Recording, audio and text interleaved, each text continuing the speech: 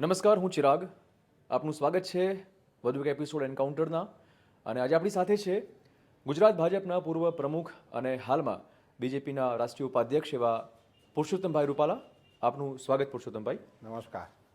સૌથી પહેલો એક સવાલ થાય છે કે ગુજરાત ભાજપની જો વાત કરીએ તો માત્ર એક જ કેપ્ટન અને બાકી બધા કાર્યકર્તાઓ, પ્યાદાઓ તમારા સહિત લાગે છે કે ગુજરાત ભાજપના તમામ લોકો માત્ર એક જ વ્યક્તિને માને છે.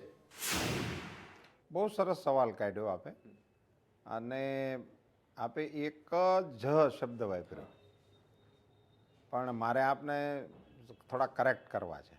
હંમેશા કેપ્ટન એક જ હોય, ખેલાડીઓ વધારે હોઈ શકે, પણ કેપ્ટન એક જ હોય. એ રમતની પરંપરા છે, અને એ પરંપરા પ્રમાણે જો આપને એક જ લાગતું હોય તો એ ભારતીય જનતા પાર્ટી માટે ગૌરવનો વિષય છે.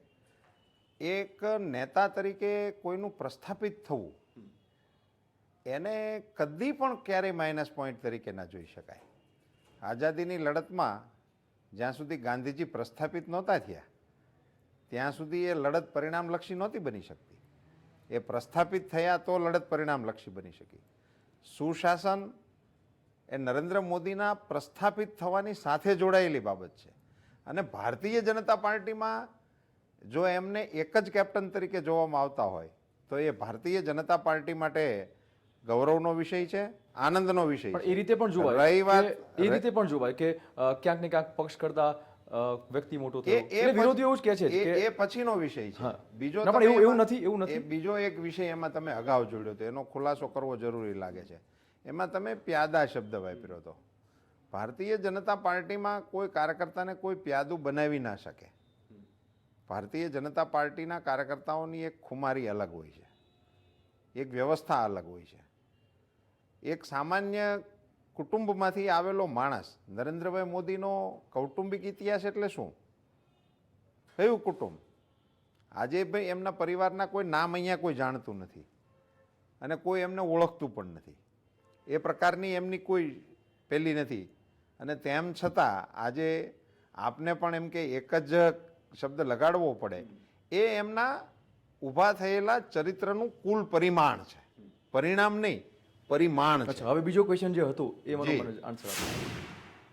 બીજો પ્રશ્ન આપે એવો કર્યો કે વિરોધીઓ પક્ષ કરતા વ્યક્તિને મોટા છે ને એ બધી જે વાતો કરે છે, એ અહીંયા ગુજરાત પૂરતું કરવાનું કારણ એટલા માટે છે કે આ ક્ષેત્રમાં એમની પાસે સ્પર્ધા જ નથી. એમની પાસે સ્પર્ધા જ નથી. શા માટે તેઓ ગુજરાતમાંથી કોઈ નેતાનું નામ ફોકસ નથી કરી શકતા? કયું કારણ છે? આ ગુજરાત આવતીકાલે ચૂંટાઈ અને તમારે જેમને સોંપવાનું છે, હું એમ નથી કહેતો કે મુખ્યમંત્રીનું નામ આપે. એ એવું તો કે અમે આના નેતૃત્વમાં ચૂંટણી લડીએ છીએ, એટલું તો કરે ખાલી, તો ખબર પણ પડે ગુજરાતને, ગુજરાતની જનતાને, અને તો તુલના થાય.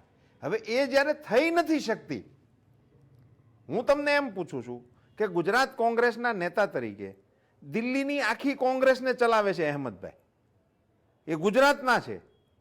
આખી દિલ્હીની કોંગ્રેસ અહેમદભાઈની સલાહ ઉપર ચાલે છે, અને છતાં તમે ગુજરાતમાં આવીને કેમ એ નામને ફોકસ કરીને એમને નેતા તરીકે માનીને કેમ લડતા નથી? એટલે અહેમદભાઈનું નામ ફોકસ થવું જોઈએ ગુજરાત માટે. હું એમના માટે એમ પૂછું છું, કોંગ્રેસ માટે.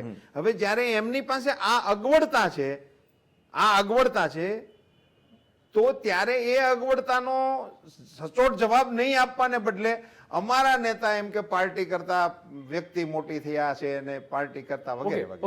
આ સિવાય એમાં બીજું કશું નથી. ગુજરાત ભાજપ અથવા તો ગુજરાતની વિકાસની જે તમે વાતો કરો છો, એ પરિસ્થિતિ માટે માત્ર એક જ વ્યક્તિ જવાબદાર છે એવું આ વ્યક્તિએ તો જાણે પહેલા ક્યારેય કહ્યું જ નથી. ખુદ નરેન્દ્રભાઈના વાક્યો તમે કોટ અનકોટ કરી શકો છો કે નરેન્દ્રભાઈએ ક્યારેય આવું નથી કીધું કે આ વિકાસ માટે હું જવાબદાર છું. એવું એમણે ક્યારેય નથી કહ્યું. ગુજરાતના નહીં, દેશના લોકશાહીના ઇતિહાસમાં ગુજરાતની સુવર્ણ જયંતિની ઉજવણીમાં વિરોધ પક્ષના નેતાઓને સામેલ કરવાનું આમંત્રણ નરેન્દ્રભાઈ મોદીએ આપ્યું છે, જેના આપ બધા સાક્ષી છો. એમાં નરેન્દ્રભાઈએ વક્તવ્ય આપ્યું છે કે અત્યાર સુધી આ ગુજરાતને કંડારવામાં આ તમામ મુખ્યમંત્રીશ્રીઓનું યોગદાન છે, અને એમને સાથે રાખીને આપણે કરવું જોઈએ. અને એમણે પહેલી વખત ગુજરાતની અંદર પહેલી વખત કોંગ્રેસ, ભાજપ, સમાજવાદી, રાજપ આવું કશું જ વિચાર્યા વિના તમામ મુખ્યમંત્રીશ્રીઓ અને તમામ ધારાસભ્યશ્રીઓ, ચૂંટાયેલા જનપ્રતિનિધિઓ ગુજરાત રાજ્યની સ્થાપના પછીના તમામ લોકોને આમંત્રણ આપવાનો ઓન રેકોર્ડ કાર્યક્રમ કર્યો છે અને એને સુવર્ણ જયંતિનું નામ આપ્યું હતું. ઓકે, એને ગુજરાતની વિકાસ ગાથાનું નામ બિલકુલ આપ્યું. વિકાસ ગાથાની આપણે વાત હવે- કરીએ. ગુજરાત ભાજપ આ વખતે વિકાસના મુદ્દા પર જ આખું ઇલેક્શન લડશે. વિકાસ સિવાય બીજો કોઈ મુદ્દો છે ખરો? અમારી દૃષ્ટિએ તો વિકાસ એ 2 નંબરનો મુદ્દો છે. અમારી દૃષ્ટિએ ગુજરાતની શાંતિ 1 નંબરનો મુદ્દો છે, ગુજરાતની સલામતી 1 નંબરનો મુદ્દો છે અને શાંતિ અને સલામતી હોવાને કારણે વિકાસ થયો છે એમ અમારે કહેવું છે. લોકોને અમે સમજાવવાના છીએ ભાઈ આ રાજ્ય છે ગુજરાત, જે અત્યાર સુધી કોમી રમખાણો માટે કુખ્યાત હતું. ક્યાં ગયા એ ગુજરાતની શાંતિને ડોળનારા પરિબળો કોણ હતા? કોણ હતા જે છાશવારે ગુજરાતને બાનમાં લેતા હતા? એ પાત્રોના નામ મારે આ તમારી ચેનલનો સમય બગાડવો નથી એટલા માટે હું નથી લેવા માંગતો. અને એવા પરિબળો અને દિલ્હીથી આવેલા નેતાઓ, અમે ક્યાં તમને ક્યાંય બોર્ડ અહીં ગુજરાતમાં વાંચવા મળ્યું કે આ લોહ પુરુષ છે? તમે બોલો છો કે આ લહુ પુરુષ છે. તમારા મોઢામાં આ લોહી શેનું આવે છે જ્યારે આ રાજ્યમાં 10 વર્ષમાં 1 કલાકનો કર્ફ્યુ ન હોય એવો હિન્દુસ્તાનના કયો ભૂભાગ છે? કયો ભૂભાગ છે? કરો ને કોંગ્રેસના નેતા તરીકે. અને તમે અહીંયા આવીને તમારા એક મુખ્યમંત્રીને રજૂ કરો ને ભાઈ. હું ગુજરાત કોંગ્રેસના આગેવાનોને ખુલ્લે આમ એલાન કરું છું કે તમે અહીંયા જે વચનો આપો છો એ કોઈ એક જગ્યાએ ક્યાંય અમલ થાય છે?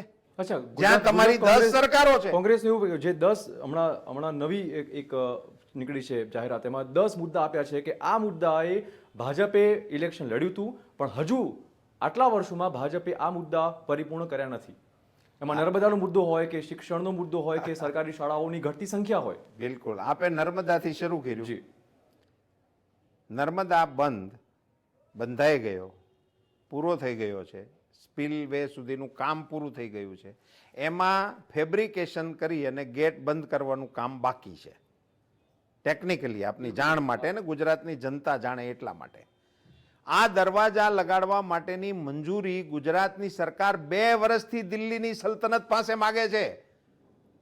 દિલ્હીના પ્રધાનો અહીંયા દર અઠવાડિયામાં 4 વખત આવે છે ને હજી 40 વખત આવશે.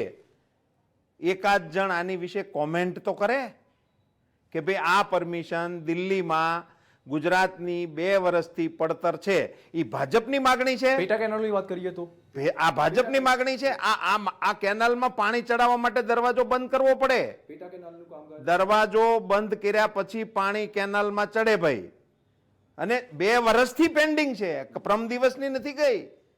અને શા માટે અમારી એ માંગણીને તમે મંજૂર નથી કરતા? કયા કારણો છે? શક્ય છે એ તો થાય ને. ઓહો, પણ આ શક્ય જ છે. મંજૂરી આપે એટલે કામ ચાલુ જ છે.